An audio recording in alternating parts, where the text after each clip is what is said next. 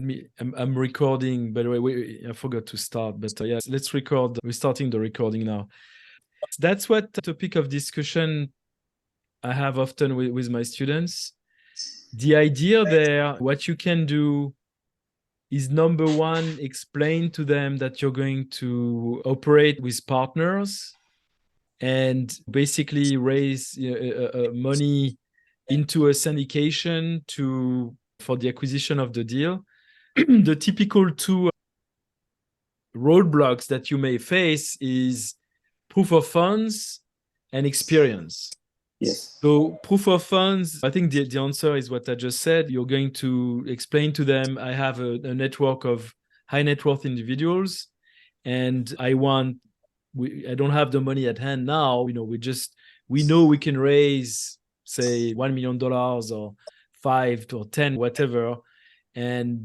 But now they're going, so the higher the number, the more the scrutiny, obviously. So and the scrutiny will come, okay, how many deals of that size did you close? So in that case, the path to be able to be really taken seriously by a broker is to say, I have an experienced partner that is working with me, and now you're leveraging the resume of your partner in that case. All right. Yeah, So Philippe. yep. Excuse me. Yeah, I'm going through that scenario now with a deal that has circled back to me from 6 months ago. So we've been going back and forth with the seller with the terms of the LOI, but now he's asking to show proof of Funds. us. No, we got that covered, but just showing proof of us being able to close deals like these. I haven't asked him yet, but I'm going to get my mentor. Hopefully, he'll provide a few deals that he's done. But after that, I don't know what other objection that the seller will come up with. Yeah, But in that, and after, I think again, leverage your mentor or senior partner into the deal experience. And I would say in that case, the closer you are, I would say, to get under contract. And I think to my students in general, I say, yeah, you can use my resume to engage with a broker, just to be taken seriously. But I'm like, I'm not sure I can necessarily join you on a particular deal, because I may have my own things. We may not answer my criteria. There could be a bunch of reasons for that.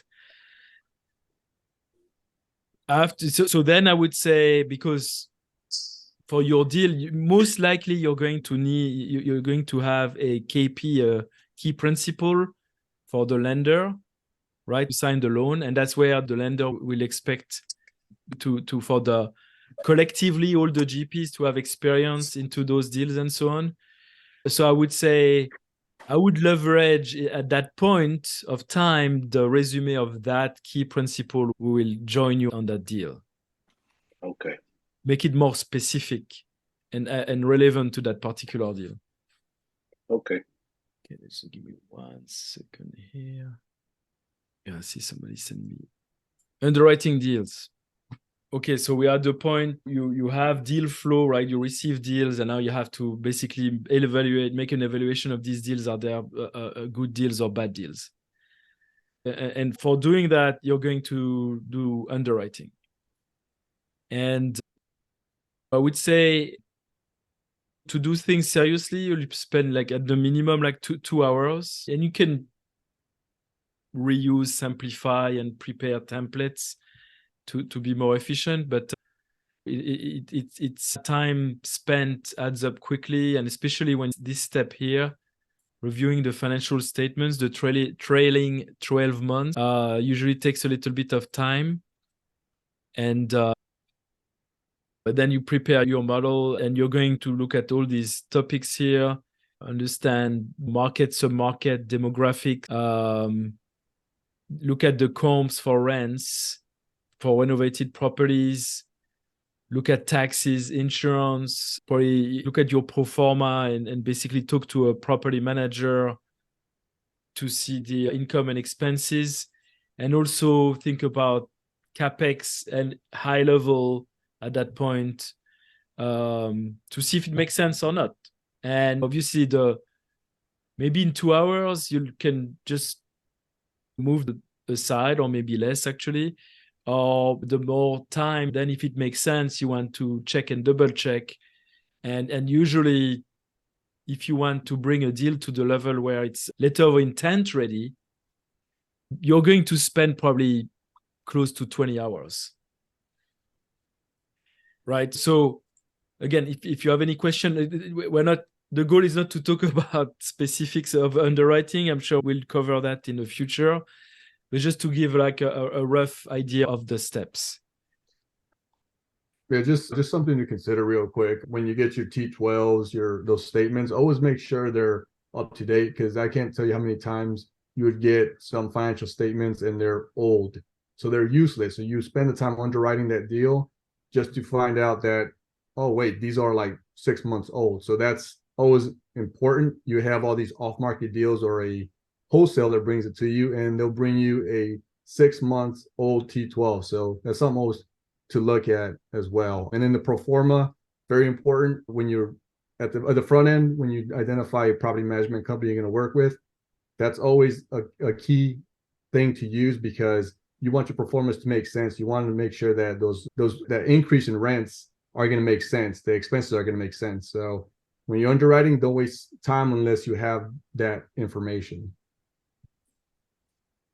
So quick question, does it happen that place is not professionally managed and they don't have financials, or they are not accurate? Does that happen? Or yes, on smaller properties, handwritten financials, I didn't witness myself, but I've heard of. Or sometimes it's very difficult to obtain bank statements, because part of due diligence, you're going to want to compare whatever financial reports they sent you to their bank statements. And they're like, oh, no, it's we're mixing many properties or many businesses into the same bank accounts, and we cannot give you they refuse to give you the statements. Yeah, it happens. It happens. Unless you send an LOI. And at that point, how do you send an LOI if you can't underwrite the deal? So it's like putting the carriage before the horse. Yeah. Carl has a question. He's asking, can you comment on the different markets and how they may affect returns in the future? That is, rising insurance rates in Florida, rising property taxes in Texas, and supply number of units in Phoenix area. I think it's part of insurance is certainly rising everywhere.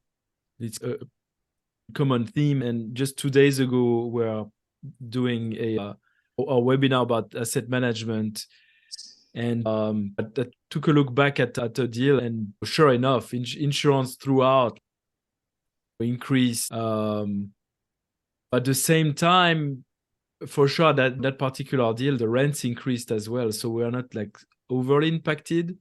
And but what I would say to any type of downturn that you may want to consider, at least have be prepared for, it comes back to doing stress test on what if the rents are not going to grow at the pace we're expecting. What if the inflation is a little higher? What if this? What if that? And at the end of the day, you have to make sure that you have sufficient reserves and to be able to operate without being too impacted. And I would say, like, the other thing too is, in general, if you have like as long as you maintain high occupancy and your collections are high, I think if you look at the insurance, is going to be a percent, like maybe 5% or 5 to 10%, let's say, of your expenses. So you have to look at the bigger pictures from that standpoint. On taxes, I think now that there is a trend, and I would say especially what you would do, and on larger deals, and that's what we've done. We do it all the time. You're going to consult with a tax specialist attorney, and they make their life on fighting against reassessments that are too high, etc. and you're going to ask their professional opinion on where will the taxes will go in the next few years, and that's how you can underwrite your deal. So yeah, that's the taxes. The supply of units, I think in Phoenix, I would say that we always look at population growth. And Phoenix has been, I think, whereas there is growth, and I probably have, I don't want to, it's already almost 7:30, but we look at population growth, that's the key. But Phoenix has been extreme. So there was like extreme increase of rents at some point. Then everybody went there to build tons of houses and apartments, etc. So then there's a lot of ups and downs in that market. I think as long as you understand the market, for instance, we offer short-term lending in Austin, and that market has been hot at some point, and the housing prices went down, and then now it recovered already. And I would say Phoenix is definitely a tougher market, probably in general. And I think we've seen great success for people who are focusing on a market. And for instance, we partner with a group who used to do a lot of business in Phoenix, and they were just became the expert of that market. So they knew how, through time, underwrite how the deals. I think they have 35 or 40 deals in Phoenix. So at that point, they know what they're talking about. Yeah, so to touch a little bit more on the supply, the number of units that are coming online is not a secret. You go and look at what approvals for development of multifamily is out there, and so it's like using data to help forecast the amount of the influx of units that are going to be during the time of holding their assets, taking those things into consideration, not just making a decision based on what's currently available, but everything that's expected to come online within the next 2, 3, 4, 5 years in that specific market. So that helps with identifying the supply and demand and the cost of acquisition. Hopefully that helps shine a little bit of light on that. Let's go to the next page. Here, some statistics just to bring it to like the reality of things. For instance, in these particular examples, 220 deals underwritten, 6 of them worked in the underwriting worked, and they were worth submitting an LOI, meaning it's about 3%. And on average, and that's the current situation of, I would say, for real estate in general, there's still a gap between the sellers and what's reasonable to offer, and the 20% gap is still that's very common. That's very common. It's just a matter of processing and underwriting, having enough deals who started 2 years ago and finally got a deal under 69 units. She had a baby in between, so that's probably caused some disruption. She just continued, and she was patient, and she was not looking at hundreds of deals either, but she stayed involved, and it paid off.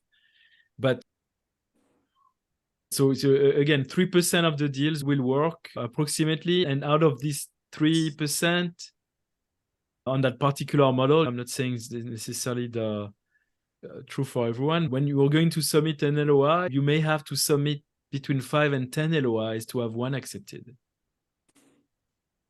when you start. When you're a mature group, the ratio will come much lower, because again, it goes back to what Brandon mentioned earlier. People want to know is, can this guy close on a deal? So once you have that reputation, that's why Michael Blank often talks about the law of the first deal, and that's very true, because when you have that momentum of being a closer, then that's when you can do more and more business. So you have to leverage that going forward. If you put all the numbers together, you may look at taking a look at 200 to 300 deals from an analysis standpoint to be able to close on one of them. If there are no questions, I will move to the acquisition timeline. So I think what's important is this line here, the number of days. Typically, you have your LOIs accepted, you're going to work on the contract or purchase and sale agreement, PSA, for, I put 5 business days. They're all business days, by the way. It's probably optimistic, probably a little longer than that typically. But the idea there is to say, in the context of what we're talking about here, we're going to need 30 days to perform our due diligence, and then another 60 days to close, right? Because it's a lender pretty much requirement, lenders between 45 and 60 days to close. And if you want to have enough time to do your due diligence, you're going to ask for 30 days. And here you're going to have earnest money deposit, EMD, but you're going to ask for that to be refundable up to the end of due diligence. And if you do that, then you can decide at the end of due diligence, is it a go or no go to proceed with the next steps with the lender process, etc. Brandon. That money goes hard after the 30 days or within that 30 days? Ideally, you want the money to go hard at 30 days. That's Okay. the ideal situation. So you have the flexibility to back out for any reason you may want before the 30 days. Okay. Now, the thing is, so if it's a very hot, active, and competitive market, you may end up having money hard day one, but now you need to understand your risks associated to that. That's the kind of the drawback. Because all of these terms, contractual terms, basically, the number of days for the different phases, those are negotiation points. So if it's a hot market, you want short due diligence, hard money day one, but that's not the way to, it's not the way to do it, especially when you start. You want to be conservative, you want to have some time. And now I would say you have also to understand when you do, let's say you pull out of a deal at the last minute, you better have a good reason that you can explain to the broker that makes sense, that he will accept. And I think Brandon gave a good example, or actually I may be mixing some conversations, but earlier today I was talking to someone and he said, I think during due diligence something came up, and so now they had to reassess things, and the seller didn't want to reconsider the purchase price, so they had to back out. And I think that's a very good reason. What's not a good reason is if you didn't do your homework prior to being under contract or having your money hard, and it could be on the financing, it could be on the comps, it could be on a number of things, but those are things that you can do independently of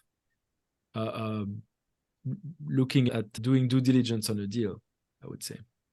Yeah, and this Philip, quick question. So can you put a contingency for the capital raise after the 30-day period?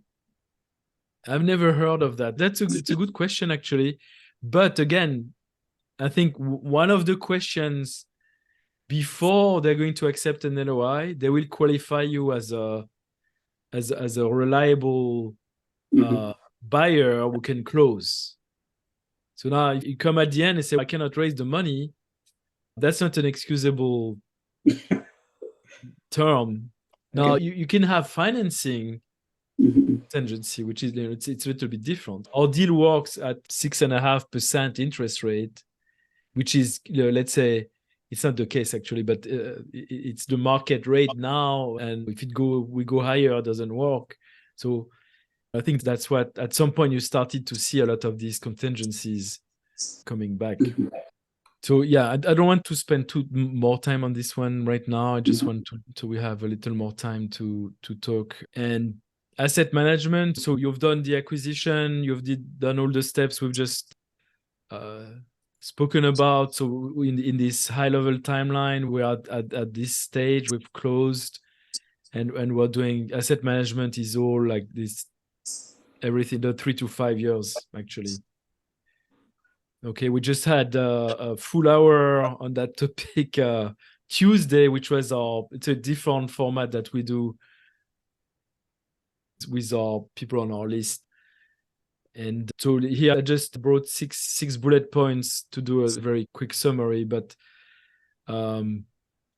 asset management is, so you have somebody who is part of the general partnership or management team who is going to either do that directly or hire someone who could be an employee of that team to do the asset management. And the idea there is that on behalf of the management team, make sure that the property manager and let's say other third parties are doing what they're supposed to do, and it's in line with the business plan. That's really the idea there. And it's a relatively rich and busy life there between weekly calls with property manager to review KPIs, key performance indicators. You're also going to review your business plan. So, okay, we plan to renovate 5 units per month. So where do we stand?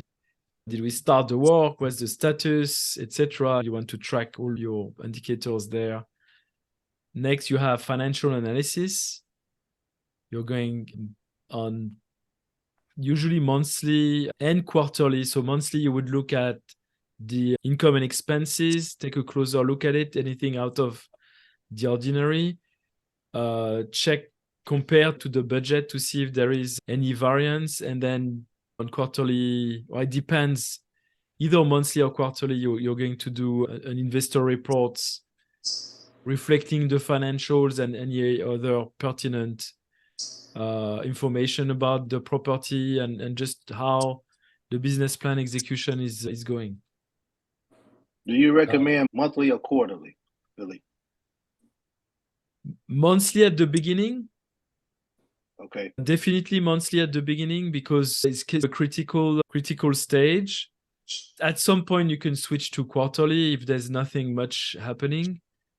But I would say if there is anything significant, we can certainly do a special report in that case. So yeah, distributions. Also, it's a task for the asset manager. Tax preparation, coordination, that could be an interesting, could be busy time as well.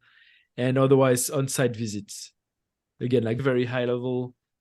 And we're talking about stabilization, the business plan, renovating the units and so on. Typically, you would do 18 to 24 months to take care of that in the business plan. And we come to my next slide. Again, if you have any questions, don't hesitate.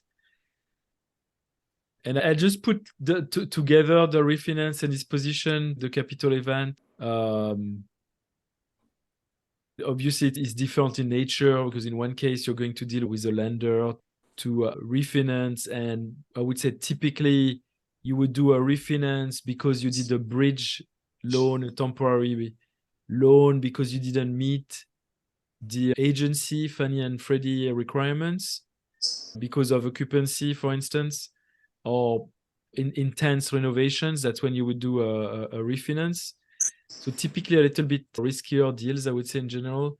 And the other case is the disposition. So what you're going to do throughout the life of the ownership, you're going to consult with brokers to get their valuation opinion. And there are a number of reasons to get out, but if the targets are met, it's a good reason to get out. Market conditions are good, and they may be turning around in the future. Maybe it's time to start the sale process. I didn't put a lot of details here, but just a high level view. So I think we covered all the stages here, and I went a little bit longer than I think it was the questions. Wasn't me. Good questions. Thank you. Thanks for that, Philippe. So if it's all right with everybody, we're just gonna do a quick introduction. We usually should have done that in the beginning, but we do a little introduction since some of us are not familiar with one another. If you don't mind, if turn your camera on, saying hello, we'll do maybe like a 5-minute breakout session and go from there. But we welcome any questions that are off topic.